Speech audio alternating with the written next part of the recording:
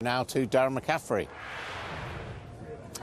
Yeah, hello, Adam. Of course, for many people, this is a disappointing day, the fact that Article 50 has been triggered. For others, it is a day of celebration. And who else should be celebrating, of course, in this day? And who else will be doing it with a pint in his hand, apart from Nigel Farage, the former leader of UKIP and leading Brexiteer? How do you feel? Today's the day for me, after 25 years of campaigning, that the impossible dream came true. I'm delighted. But what do you say to people, genuinely, the 48% who voted to stay in, who find that today is a disappointing day? Come on, keep up with the main party. It may have been 48% on June 23rd last year. Things have changed hugely.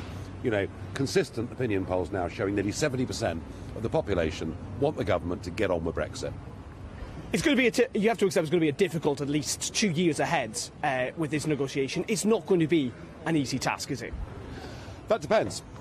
That really depends. Well, because ultimately, you want us, though, potentially to leave with no deal at all. Is that what you want? No. I want us to leave with a sensible free trade deal in place, fully understanding that we are actually their most important export market in the world. I mean, they call us Treasure Island, for goodness sake.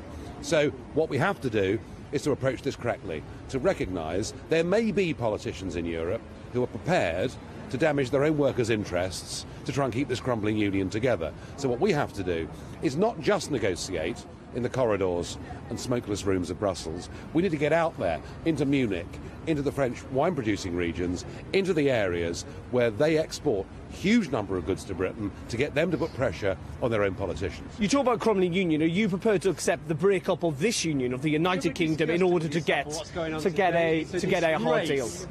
No, I don't believe it at all. In fact, actually, I think, to be honest with you, Scottish separation looks further away now than it's looked for a long, long time.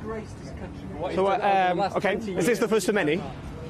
It's the first. To be fair to say, not everyone agrees. This man has been heckling Mr. Farage. It is still an issue, Adam, that generates a lot of passion, a lot of emotion. But, you know, if there is one man who's happy today, one man who didn't think this day would actually happen, it is, of course, Nigel Farage. And, of course, he's in a pub.